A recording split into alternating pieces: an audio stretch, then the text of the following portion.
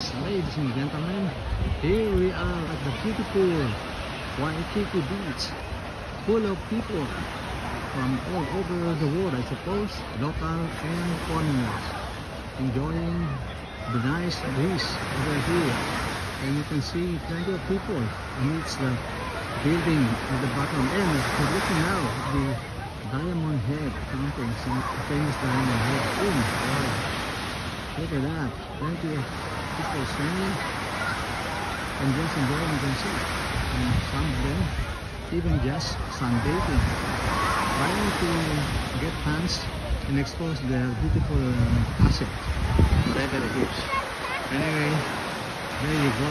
Come and visit Waikiki someday when you have the chance to enjoy the same place that I am going to enjoy.